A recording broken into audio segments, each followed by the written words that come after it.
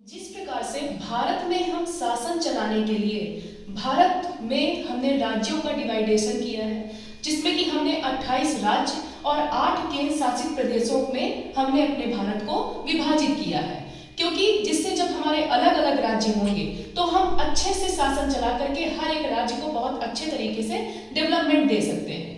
उसी प्रकार से आज जो हम पढ़ने वाले हैं वो है हमारे भारत के भू आकृतिक प्रदेश। कैसे? जिस प्रकार से भारत में शासन चलाने के लिए हमने भारत को राज्यों में विभाजित किया, उसी प्रकार से भारत के भौगोलिक क्षेत्र को जानने के लिए हम भारत के भौतिक क्षेत्र को हमने डिवाइड किया है कि हम किस प्रकार से जानेंगे कि भारत का जो भौगोलिक क्षेत्र है उसमें कौन सा क्षेत्र कौन सी विभिन्नताओं के साथ है। तो जानते हैं सबसे पहले कि भारत में कहाँ पे कौन सी विभिन्नताएं पाई जाती हैं प्राकृतिक रूप से।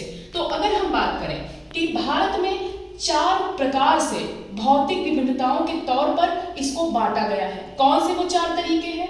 पहला है हमारा भारत का जो ऊपर का उत्तर का पर्वतीय क्षेत्र, ये आप देख रहे होंगे, यहाँ से हमारा ये ऊपर का जो भी भाग है यहाँ से पूरा यहाँ तक, ये हमारा उत्तर का पर्वतीय क्षेत्र है। इसको ये हमारा एक भाग हो जाता है हमारे प्राकृतिक प्रदेश को विभाजित करने का। दूसरा है हमारा यहाँ से मध्य उच्च भूमि, मतलब विशाल भूमि। ये बीच का जो भी हमारा ये पार्ट है, यहाँ हमारा हो गया भले मरुस्थल जो कि हमारा थार का मरुस्थल है, लेकिन फिर भी हम इस डेजर्ट को भी इसमें शामिल करते हैं। ये भी हमारा एक विशाल मैदान है, विशाल क्षेत्र है, जहाँ पर हमारी सिंधु गंगा का मैदान भी इसी में आ जाता है। इस प्रकार से हम उत्तर का पर्वतीय क्षेत्र के नीचे का जो ये वाला भाग है इसको हम विशाल मैदान के नाम से जानेंगे।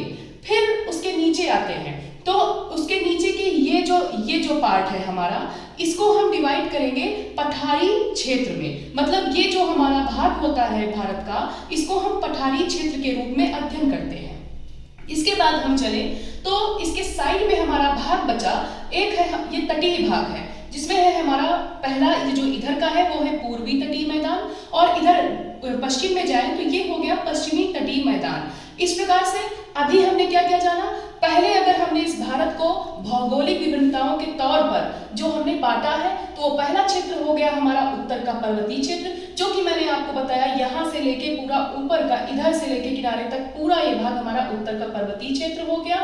फिर उससे नीचे में आएंगे तो ये हमारा विशाल मैदानी क्षेत्र हो जाता है, जिसमें हमारा यूपी, बिहार, एमपी ये सब हमारे किसमें आते हैं? ये हमारे विशाल मैदानी क्षेत्र में आते हैं। फिर उसके नीचे आएंगे तो ये हमारा पठारी क्षेत्र यहाँ से लेके पूरा यहाँ तक पठारी क्षेत्र का अध्ययन कहलाता है। इस प्रकार से 3 हो गया।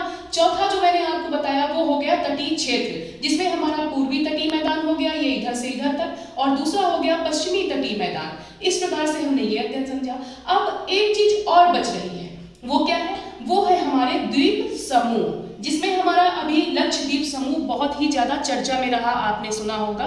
तो जिसमें हमारा द्वीप समूह में हो गया पहला लक्षद्वीप समूह, दूसरा इधर ये हमारा पड़ता है लक्षद्वीप समूह पश्चिम में। अगर हम पूर्व की ओर बात करें तो ये है हमारा अंडमान निकोबार द्वीप समूह। इस प्रकार से ये हमारा द्वीप समूह में भी डिवाइड हुआ। अब कितने हो गए भाग?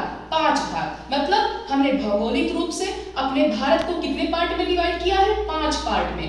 पहला पार्ट उत्तर का पर्वतीय क्षेत्र, दूसरा पार्ट मध्य उच्च भूमि जिसको हम विशाल मैदान भी जानेंगे, और तीसरा है हमारा पठारी क्षेत्र, जिसमें अभी आप देख रहे होंगे दक्कन का पठार, ये भारत का सबसे बड़ा पठार है, इसलिए यहाँ पर हमने इसको नोट किया है। तो पठारी क्षेत्र हो गया। चौथा हो गया हमारे तटीय मैदान, जो कि अभी हमने बताया पूर्वी तटीय मैदान, पश्चिमी तटीय मैदान। फिर उसके बाद आ गए हम द्वीप समूह में, जो कि हमारा पश्चिम में हो गया लक्षद्वीप और पूर्व में हो गया अंडमान निकोबार। इस प्रकार से हमने भारत को भौगोलिक क्षेत्र के रूप में डिवाइड कर दिया। लेकिन अगर शासकीय रूप से डिवाइड करेंगे तब कैसे करेंगे? वो राज्यों और केंद्र शासित प्रदेश के तौर पर।